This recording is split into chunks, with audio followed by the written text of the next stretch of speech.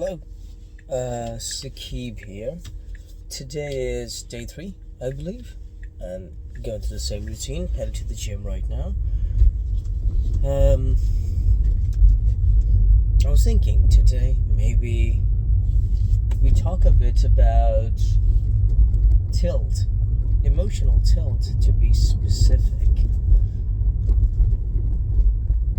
Some of you might already be familiar with the concept.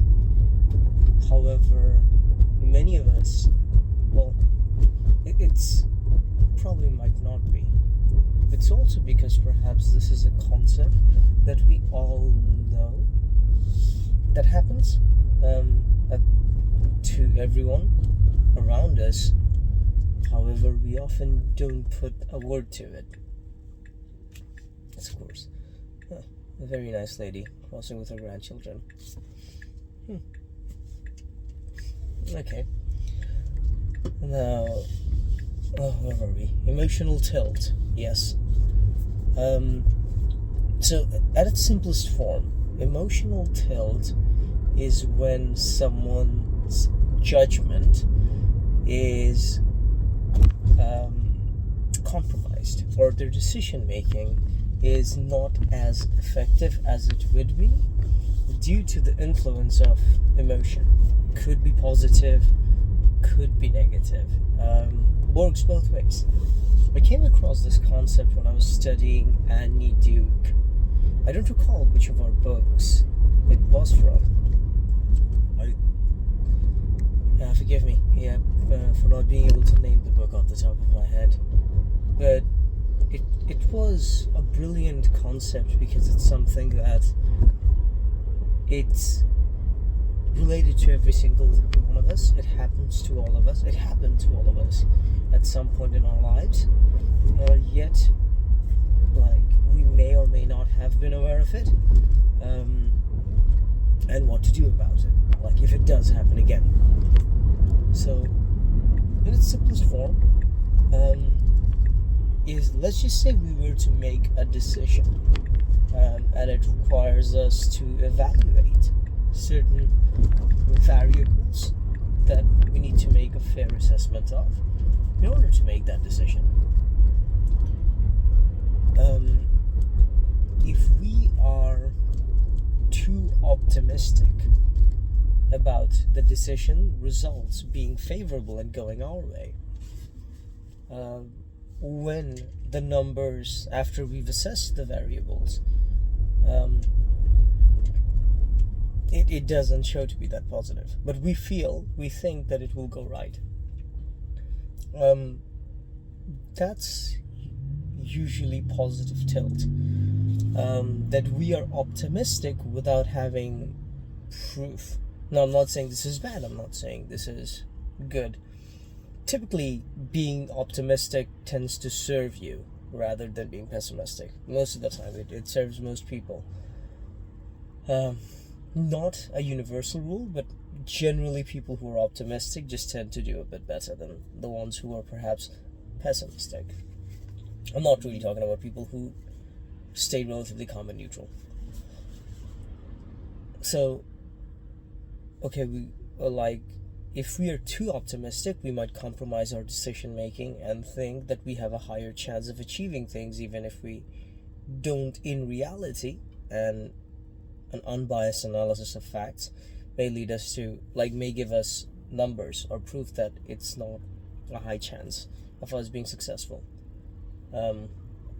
Whereas if we're too optimistic, we might think that is. The same thing applies as if we are too pessimistic. Let's take the same example and make this slight modification, is that we know that perhaps our chances of winning is 50-50, right? It's 50% chance of winning, 50% chance of losing, or I think a better term is 50% chance of us being successful, or us getting the decision that we want. And I'm defining success as getting the outcome for the decision that we're making. It's a 50-50 chance, and we have made similar calls before, or decisions before, bets before, any way you want to put it, and we've lost 2 to 3 times in a row. We've made adjustments, we've taken corrective measures, implemented feedbacks, and now we're at a point where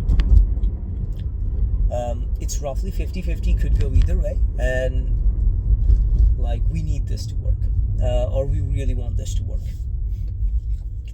Yet, because of our history of failing at similar things,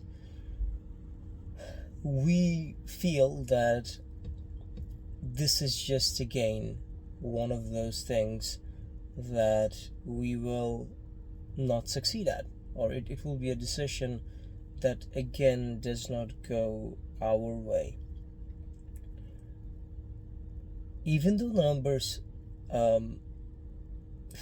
seem 50-50, we feel that it's almost certainly going to be a failure. Now that is negative emotional tilt, is where we are really grossly underestimating our chances of success, or failure, whatever it may be. I hope I'm not confusing too much. As I speak through these kind of videos, it's like, if someone watches this, that's great. If someone doesn't, it's also for me to clarify my understanding and being able to articulate what's in my head and do it clearly. I think it's very similar for those of you, I think I mentioned it once in the previous video, for those of you who are familiar with this concept of rubber ducking in programming. You talk through your problems with your buddy, the rubber duck. Either way, I mean, if you're not familiar with it, I highly recommend it. It's an awesome little thing. It's really cool to have a rubber duck that you can just talk to, and it doesn't judge you. It just looks at you and sits there on your desk. Maybe it does judge you solidly. I don't know, but okay. Now going back to the main thing. That's negative emotional tilt. Yeah, and we have positive emotional tilt. Either way, in any one of these two cases, or both of these two cases, we would say that the person is not decision-making fit. Or, I don't know where it was, I think it was from a famous franchise, as someone's emotionally compromised. I think it's also like a very common term in the military. But yeah, that's another way of saying that they are not decision fit. Again, poker, or even in real life. So that's basically tilt, and I think we should talk about it because we all know it to a certain extent, that it happens to all of us. We get, emotionally, perhaps oftentimes attached to outcomes. And because of a particular outcome we are not happy, or because of priors or events that has happened before we took that decision, we are biased a certain way. Like, as human beings, we're always biased. I don't think it's possible for us to be objectively neutral as a human being. We're shaped by our experiences, and we're looking at the world through these lenses that's shaped by decades and decades of experiences. And depending on how old you are. However, we can try to look at things as objectively as possible, like within reason for ourselves. So what do we do when we are emotionally tilted? I mean, one of the best things we can do is delay the decision. It doesn't mean postponed indefinitely. Delay the deadline, walk away for a few minutes, depending on the type of decision you have to make.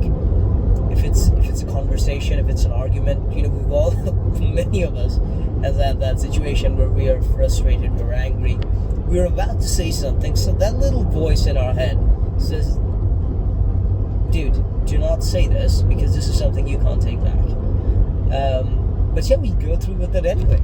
And, and after everything is said and done, we're like, yeah, that was not smart. That was rather stupid. That's a very clear example of tilt. And I think in a situation similar to that one, we can just choose to walk away and just say that, hey, we need to come back to it after some time. Another option, if it's a big decision at work, if you happen to be a decision maker who made a profession out of decision making, or example, you're a manager, that's all you are. You're paid to make decisions, nothing else.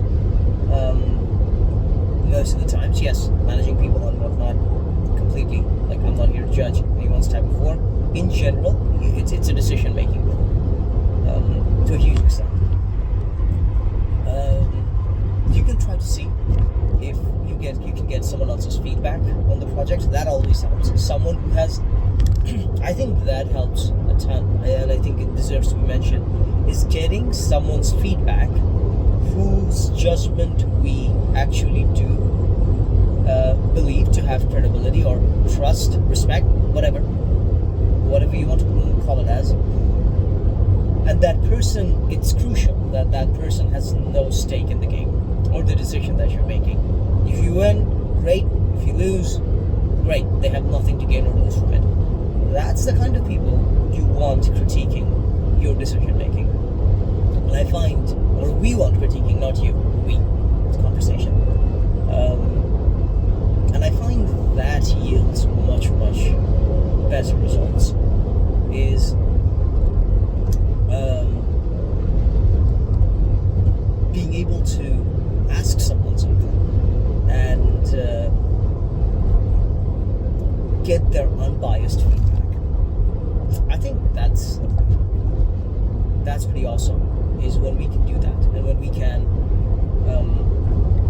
have that conversation with other people and just ask, I'm about to make a decision, this is what I think, these are the things that I've taken into consideration, and this is what I'm basing my decision on. That being said, what do you think? And I think another thing it's vital that we do is we shield them from our judgments before, they've given us their evaluation or their thoughts on it, because it's very easy to frame a question. It's like there's a huge difference in asking someone, what do you think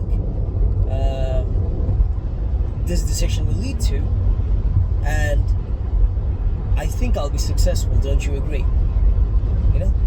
Or don't you think this is going to be successful? Like, it's already a statement framed as a question that really doesn't elicit much of a good response. And we're looking for either affirmation, like confirmation, or negation of the statement, whatever the thing is. It doesn't really help us enhance our decision making. Asking for unbiased feedback is another great tool that we can do. And just whatever thoughts we may have, let's just keep it to ourselves till someone gives the feedback. And once they've given the feedback and it's not colored by our biases, at least they may have their own, and it's likely they will have their own, then we say the feedback, you came to this conclusion from analyzing these things. My one was a bit different. If it was different, it's because of this, or my one was like this, it's because of this. What do you think? And I think that might give us a far more robust evaluation of a decision than a regular decision. Now, ideally, we want to use this even when we're not tilted.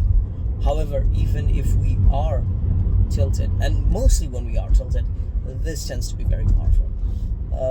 But I think I'll make another video on this one when I can. It's about trusting the process, not necessarily gunning for the outcome, or just going for the outcome, running for the outcome. Because if we have a bulletproof process, it's likely to give us very, very good outcomes on a repeated or recurring basis. Not the other case, because if we just get an outcome by luck, we don't have a way to replicate it. It's kind of like, it's an extreme example, I don't really know if that's valid, but sure, I'll throw it out. It's kind of like winning the lottery. very hard to replicate winning the lottery 2 times in a row unless there's a huge flaw in the system and you're able to exploit that flaw and make it predictable that if you do X, Y, and Z, you'll get the winning outcome. Either way, that's just me rambling on and talking about things that doesn't need to be talked about, and going on about parts that's already been made clear. So that's been it for the tilt side of things. I think if we are able to understand when we are tilted emotionally, be it positive and negative, and both are just as important. I think most people talk about the negative tilt, but they rarely do mention the positive one, and both can be just as harmful. Being negatively tilted makes us grossly underestimate our chances of success oftentimes, and being positively tilted often leads to, more often than not, it leads to taking risks that are not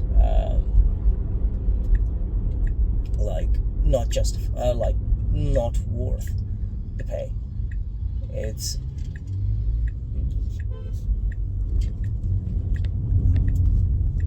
okay, someone just stopped in the middle of the street. But either way, I'm sorry, I don't know if I made that clear. If I did, I'm just repeating myself. But yeah, being too positively tilted leads to taking risks that aren't potentially has bigger downsides than we think they do. But that's about it. On my end, I just got to the gym. So after that little 15 minutes mental exercise, time to get some physical exercise in. And if anyone's watching, thank you. Would appreciate some feedback. If no one's watching, I'll take a look at it myself and see what were the flaws in my reasoning. But if you're able to do that for me and kind enough to point that out, would really appreciate it. Until next time, peace.